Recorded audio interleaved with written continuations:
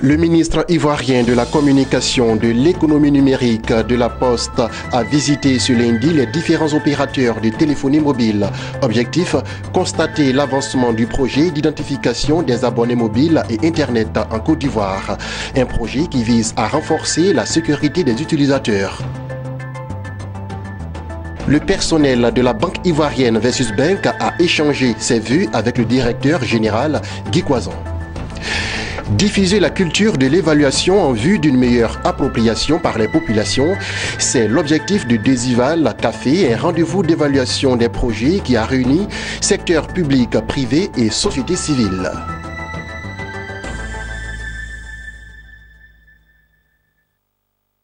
Bonsoir à tous et à toutes et bienvenue sur Business 24 Africa. Vous suivez le journal. Lancé le 12 septembre 2017, la deuxième phase d'identification des abonnés mobiles et Internet en Côte d'Ivoire est dans sa phase active après celle de 2012. Objectif, assurer la sécurité des utilisateurs. Ce lundi, le ministre de la Communication, de l'Économie numérique et de la Poste a visité les différents opérateurs de téléphonie mobile pour constater l'avancement du projet. Marie-Josée Kwasi et Marie Serré pour le reportage.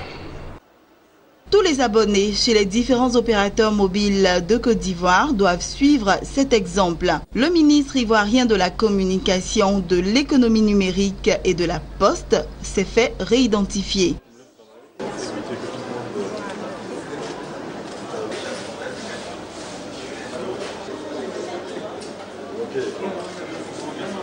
Dans le cadre de la deuxième phase de l'identification des abonnés à la téléphonie mobile et à la connexion Internet, le ministre Bruno Nabanié-Koné a visité les 3 opérateurs de téléphonie mobile de Côte d'Ivoire. Cette opération a pour objectif de renforcer la sécurité et la confiance des utilisateurs, mais aussi fiabiliser les données collectées au cours de la première phase. Prévue pour durer 6 mois, l'opération a débuté le 12 septembre 2017 et prend fin le 31 mars 2018.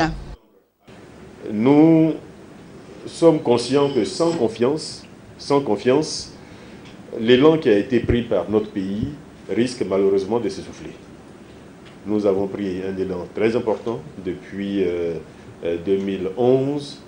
Nous avons fortement progressé sur tous les aspects de cette économie numérique dans notre pays, mais nous avons aujourd'hui besoin de renforcer la confiance des utilisateurs. Ces utilisateurs, si demain ils n'ont pas confiance, si leurs données se retrouvent dans la rue, si quand ils font un transfert d'argent, ce transfert n'arrive pas à destination, est utilisé par d'autres personnes, si la cybercriminalité continue de se développer dans notre pays, etc., malheureusement, nous risquons de faiblir au niveau de cette économie numérique qui aujourd'hui est relativement forte dans la marche en avant de notre pays. L'innovation majeure pour cette deuxième opération d'identification, la limitation des documents à fournir aux seules pièces biométriques. Et pour ceux qui n'en possèdent pas, le ministre rassure.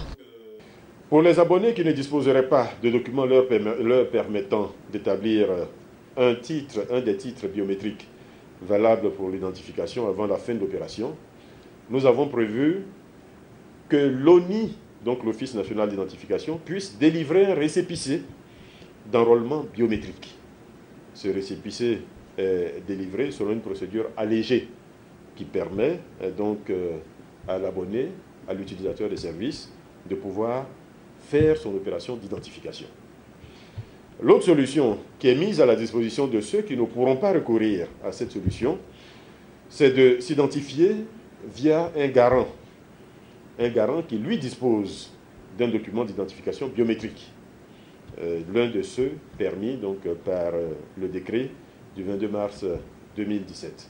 Dans cette hypothèse, il faudra que l'utilisateur et le garant se déplacent tous les deux chez l'opérateur pour se faire identifier.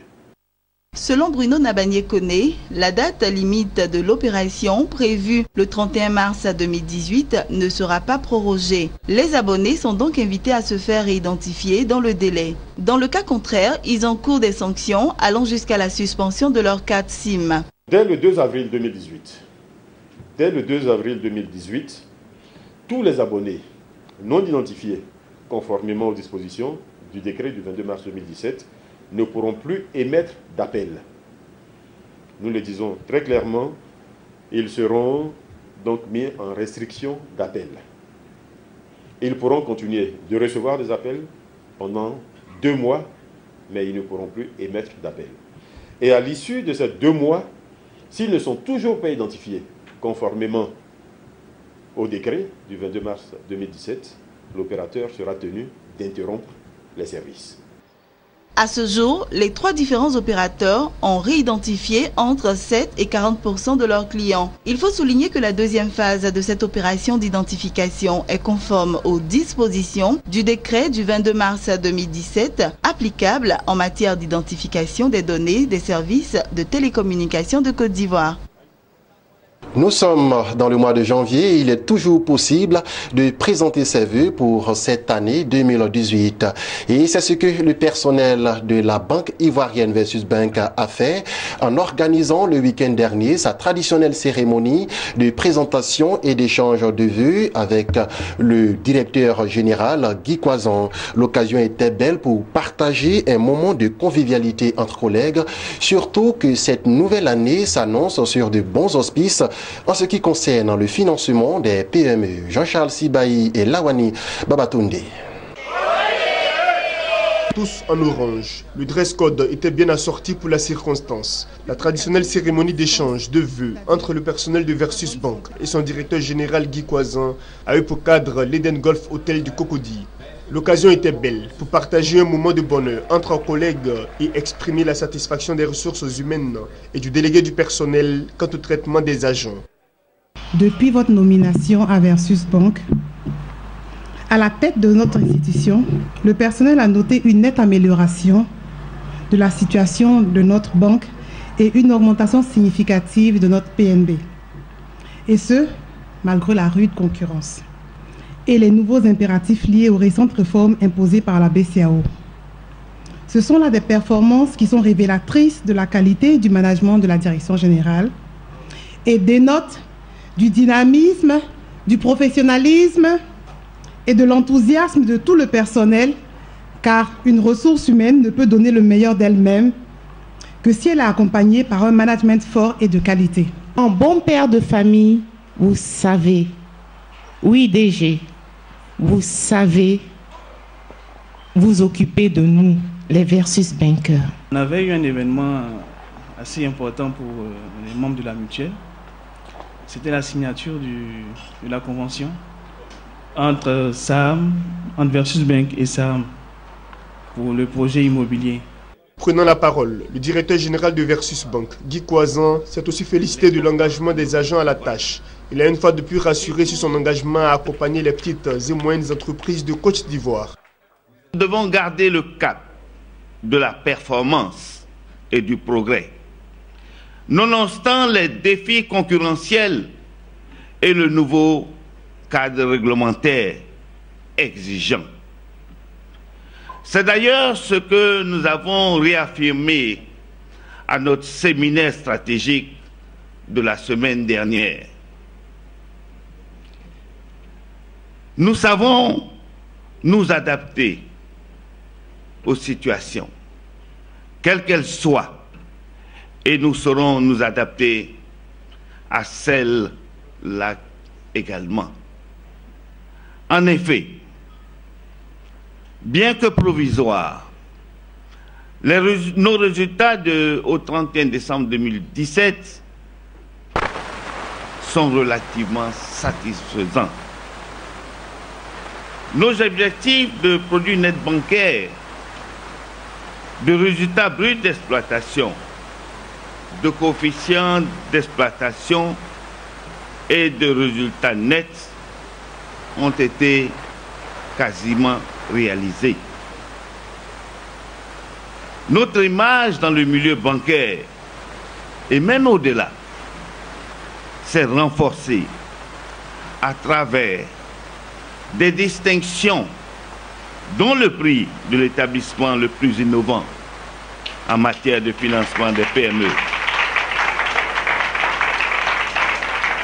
La semaine dernière, Versus Bank a arrêté des axes prioritaires à même de lui permettre de financer le maximum de PME en Côte d'Ivoire. C'était lors de son traditionnel séminaire stratégique à Yamoussoukro. Versus Bank a été désignée banque la plus innovante dans le financement des PME. C'était à l'occasion de la récente plateforme La Finance s'engage.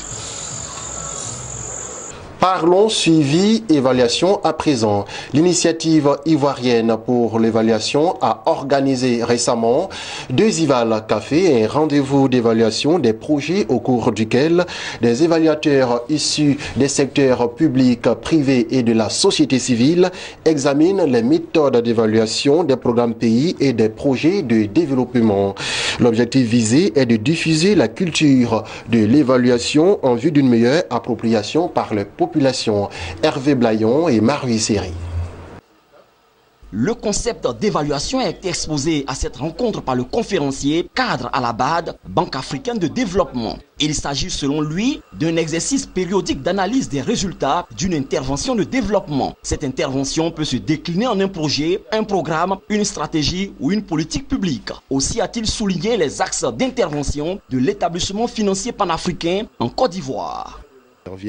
Et en matière de développement de l'agriculture, des infrastructures, en matière de renforcement de capacités, également sur les secteurs sociaux tels que l'éducation ou la santé, mais aussi sur tous les aspects qui concernent l'appui au développement du secteur privé.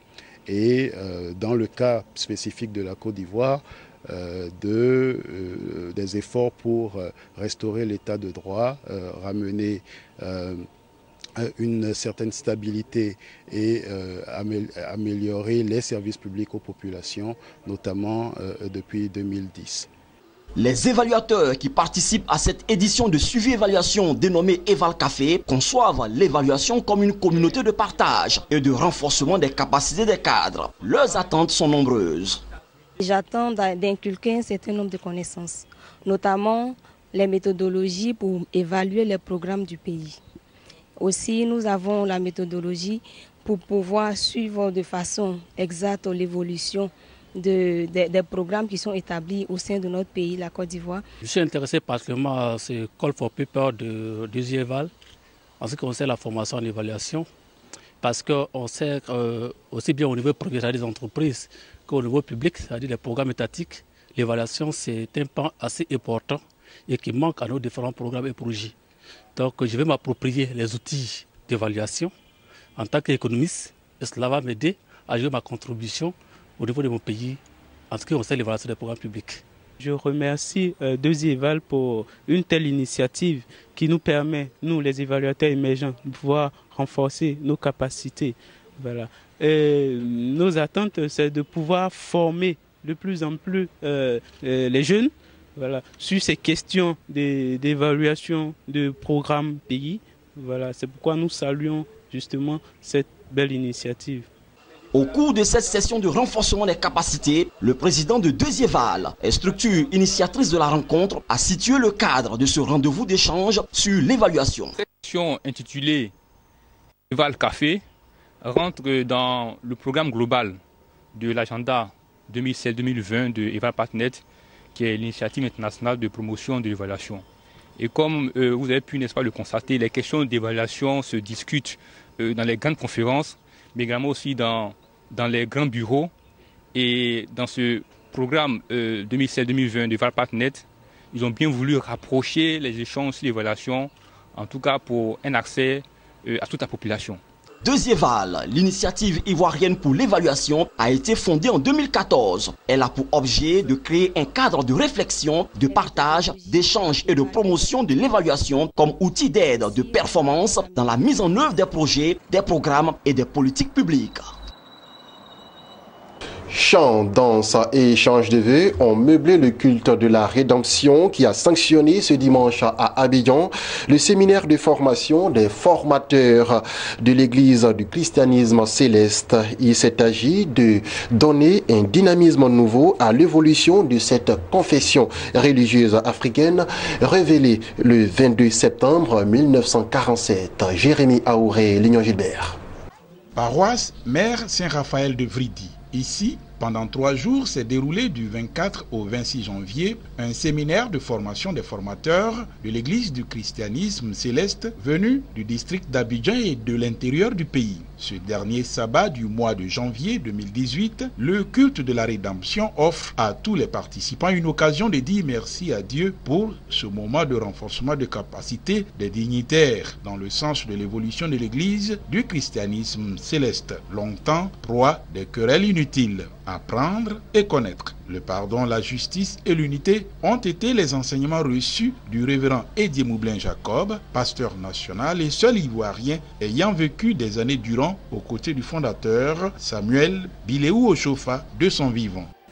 Notre prophète ayant tout reçu révélé, que si l'homme n'est pas formé, nous disait-il,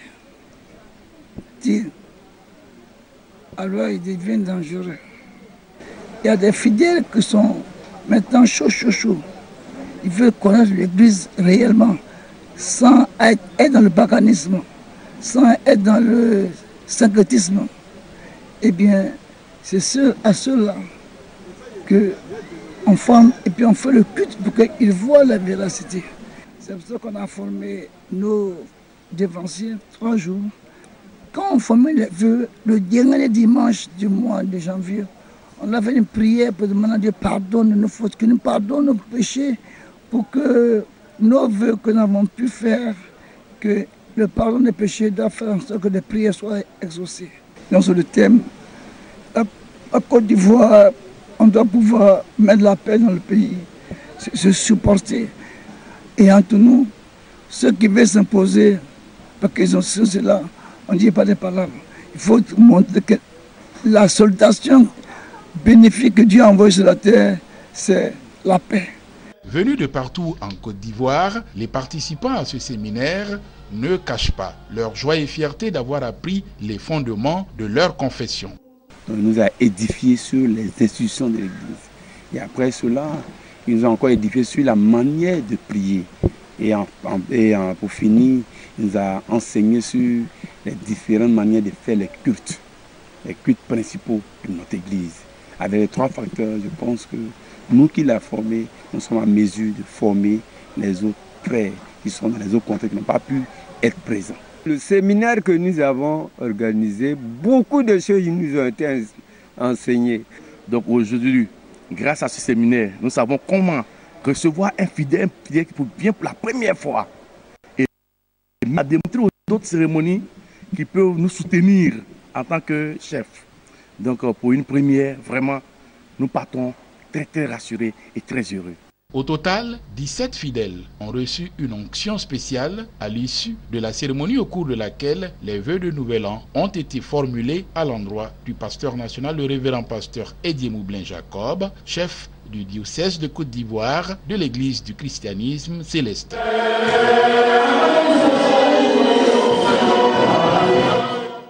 Et puis cette information pour mettre fin à ce journal.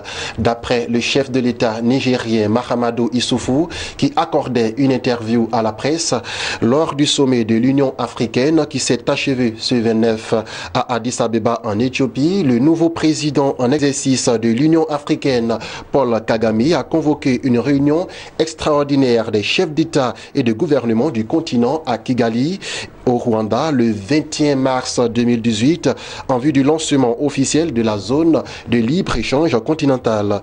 Pour le président nigérien, le lancement de cette zone démontre la volonté des pays africains d'aller vers une intégration réussie et de mettre en commun les efforts pour l'aboutissement des projets communautaires. Voilà, c'est la fin de ce temps d'information. Excellente suite de programmes sur Business 24 Africa. Je vous retrouve demain pour un nouveau journal. Restez sur Business 24 Africa, votre chaîne de l'économie.